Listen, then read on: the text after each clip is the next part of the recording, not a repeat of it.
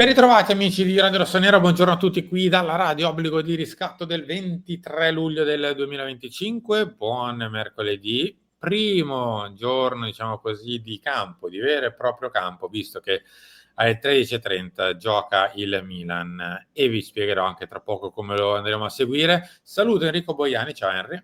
Ciao, buongiorno a tutti, ben ritrovati. Simo, come diciamo sempre, soprattutto a chi clicca il pollicione in su, quindi chi mette like a questo video aiutandoci con l'algoritmo, a chi si iscrive, a chi è iscritto al canale, a chi ha attivato la campanella per le notifiche, a chi commenterà qua sotto e a chi si abbona a 2,99 perché ci fa andare avanti. Grazie ragazzi.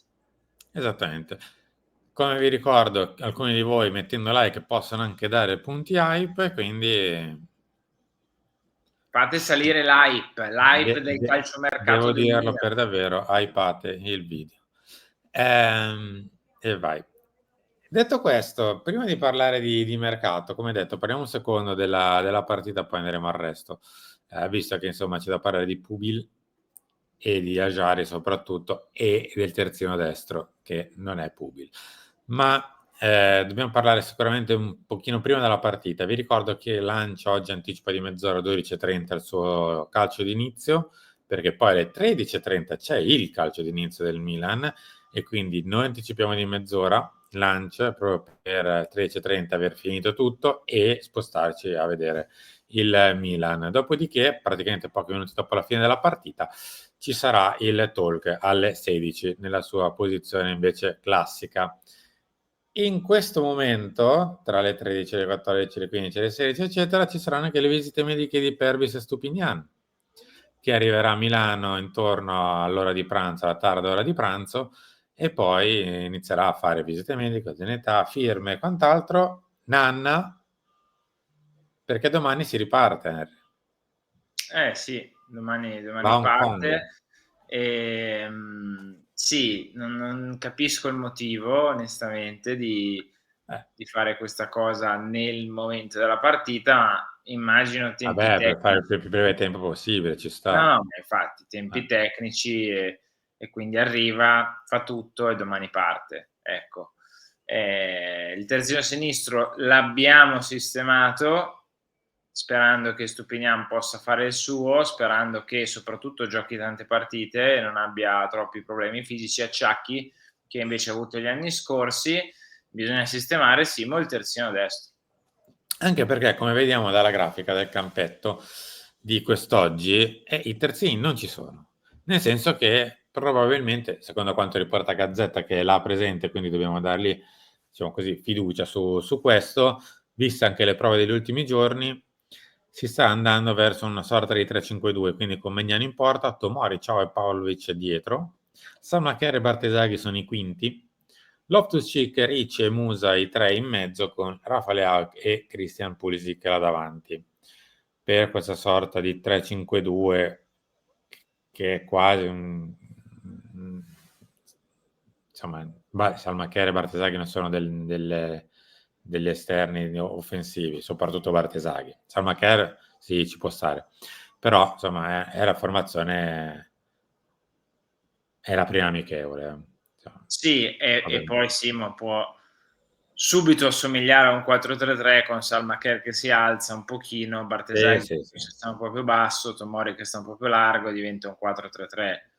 La questione è l'utilizzo di Rafael Leao da punta, perché altre punte non ne hai. Cioè c'è Lorenzo Colombo in panchina, ma con grandi probabilità anche Lorenzo andrà via e nel corso della sessione di mercato, soprattutto se dovesse arrivare un'altra punta, e quindi viene utilizzato lui. Un Arsenal abbastanza classica, se non per il nuovo acquisto Zubimendi in mezzo al campo, perché Madueke, che è l'altro nuovo acquisto, non c'è, perché Gyökeres ancora non è ufficiale, è arrivato l'Uruguay di Fabrizio Romano, ma fortunatamente ancora non è ufficiale, e quindi un Arsenal piuttosto classico, ecco.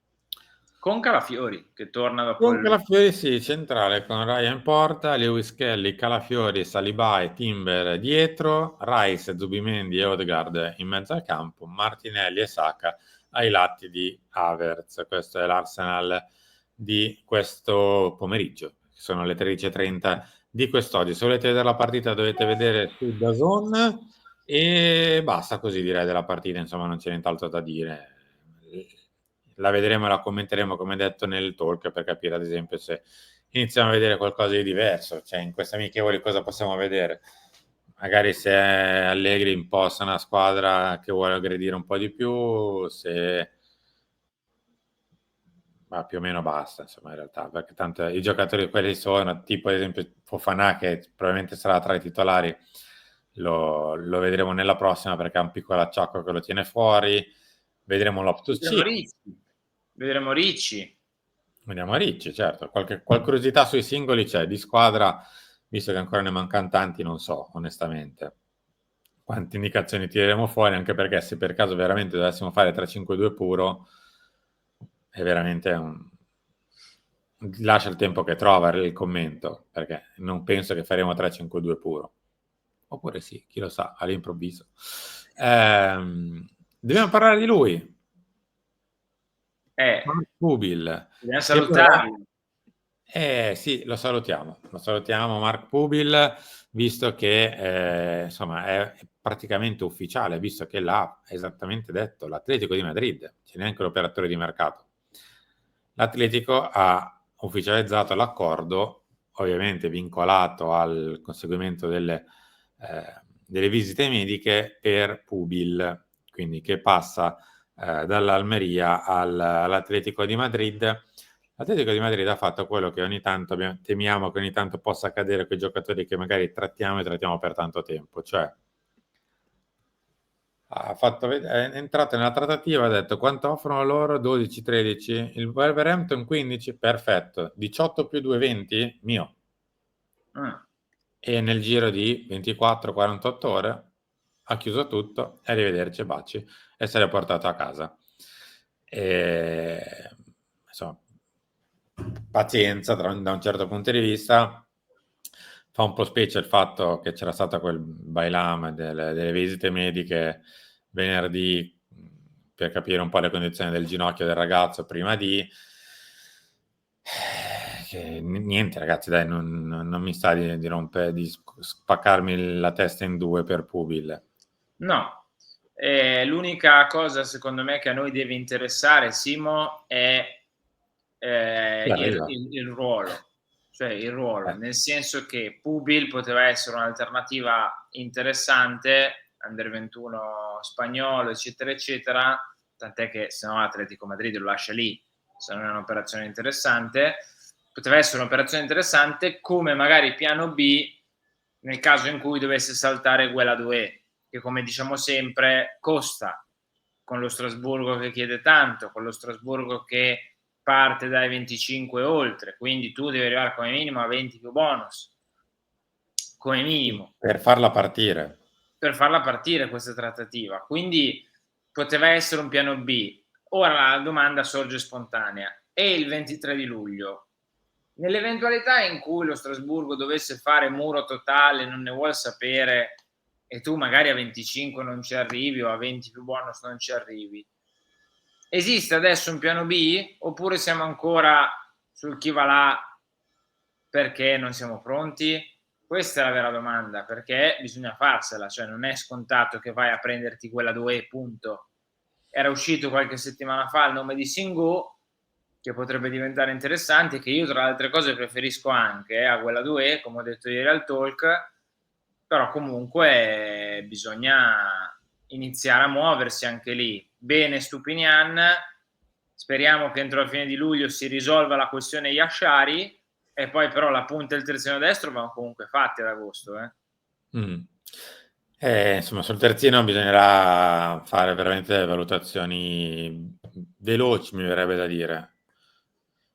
Perché comunque, insomma, se capiamo che la proprietà del Chelsea, che è la stessa dello Strasburgo, non ha tutta questa intenzione di venirci incontro su Guerra 2, ed erano partiti chiedendo 30-35, anche magari un pochino provocatoriamente, per far capire che non ce n'era e non avevano tutta sta voglia di vendere e non avevano voglia di vendere a te, cioè, se non ci mettiamo nell'ottica di salire, ma non perché dobbiamo tirare la giacchetta al Milan, perché se il mercato ti dice che il venditore fa un prezzo, o il compratore ci sta, o il compratore cambia negozio. Illecito. Vai da un'altra parte a comprare il terzino.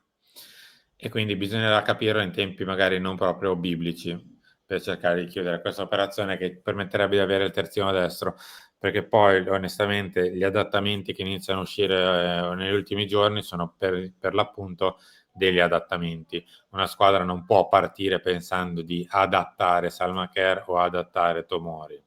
Poi nel corso della stagione, per una partita, 2, 3, eccetera, oppure dice, fa bene, facciamo una cosa, mercato chiuso per il terzino destro, Allegri ha deciso che il terzino destro sarà Alexis Almacher.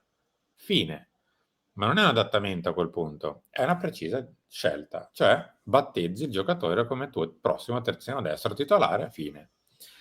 Ma non possiamo certamente iniziare la stagione pensando che magari una partita la fa uno, una partita la fa l'altro, poi magari arriverà il terzino, ma se il terzino non va, allora ne spostiamo un altro da un altro ruolo. Cioè, bisogna avere un pochino più le idee chiare, questo forse che spaventa un po' di più in questo momento, cioè ci sono tante idee, non ce ne sono poche e chiare, ce ne sono tante, a volte migliori di una piuttosto che l'altra, ma insomma sono veramente tante. Chiudiamo con Yajari, Henry. Sì, eccoci. Giorno 41 per Yajari. Siamo arrivati al 41esimo giorno, perché siamo partiti il 12 di giugno. Peraltro, il 12 di giugno io faccio questo riferimento, ma per il semplice fatto che è stata portata alla luce la trattativa da un tweet di Michele Criscitiello, Sì, che fu il primo a parlarne, quindi non so se magari è partita addirittura prima, però diciamo così, ufficialmente in pubblico è partita il 12 di giugno. Siamo arrivati al giorno 41, ieri si sono visti, e le due parti sono ribadite che io la penso in un modo, tu la pensi in un altro, buona così, nessuno vuole fare un passo avanti nella direzione di venirsi incontro, il Milan pensa di fermarsi a 32,5 più 5,5 e lì sta, il Bruges pensa di voler ottenere i 40 complessivi totali, eccetera, con una percentuale di base fissa più alta. E il giocatore pensa di voler andare soltanto a giocare al Milan e quindi fa un pochino ostruzionismo, poi si allena in gruppo, poi un pochino a parte, eccetera. E nel mentre siamo arrivati al 23 luglio. è grottesca la cosa, Simo, cioè stiamo arrivando al teatro dell'assurdo. Siamo arrivati al fatto che se nessuno prende una posizione, prima o poi lo farà il tempo. No, esatto. Il tempo farà perdere tutti o quasi a quel punto. Sì, ma il punto è questo, cioè per me il Milan dovrebbe arrivare a una sorta di out-out, cioè o chiudiamo questa settimana e dite sì, ma magari io alzo, insomma, o questa settimana arriviamo a un punto, oppure arrivederci e baci e vado su un altro. Perché non è che stiamo comprando Zinedine Zidane, con tutto il bene per Yashari, che a me piace tantissimo come caratteristiche. Poi deve dimostrare palcoscenici più importanti in Europa, col Milan, San Siro, tutte le cose che ripetiamo sempre. A me come giocatore piace molto, ma non è Zinedine Zidane. Cioè, capiamo anche che stiamo comunque offrendo una somma totale, bonus non bonus, di un 35-38 milioni per Ardon Yashari. Anni con il Bruges 1, anni con il Losanna prima? No, No, Lucerna, Lucerna. scusa. Anni con il Lucerna prima, fine. Con tutto il bene, per carità, ha vinto il Man of the Match, cioè il Man of the Season in Jupiler Pro League, ha delle caratteristiche che a me piacciono molto, ma tu sei il Milan e tu dovresti far valere un po' la tua posizione. L'offerta è quella, il giocatore ci piace, va bene, sì, perfetto, chiudiamo questa settimana, facciamo ancora i preziosi, no, basta, arrivederci, vado su un altro. Anche perché, Simo, parliamoci chiaro, cioè, 38 milioni se ne trovano, eh? Sì, penso di sì. Insomma, non è proprio che stiamo prendendo un giocatore a 6 milioni che è un'offerta pazza e abbiamo solo lui. Cioè, fosse la Sì. classica trattativa da 20, ti dico, forse a 20 vai a pescare uno di questo tipo qua, un po' come hai fatto con Renders, ci può stare che ci stai dietro tanto, ma 38 ne trovi. Eh sì, la cifra è particolarmente alta, poi non so onestamente cos'altro. No, è vero, cioè, sembra sempre di raccontare le solite cose, ma in realtà da 2 o 3 settimane più o meno la questione è quasi spesso la stessa con gli Ajari. A volte ci sono punti di rottura un pochino più impattanti, ci sono momenti, diciamo così, di tensione maggiore, soprattutto tra lui e la squadra, che poi si risolvono, poi vanno avanti.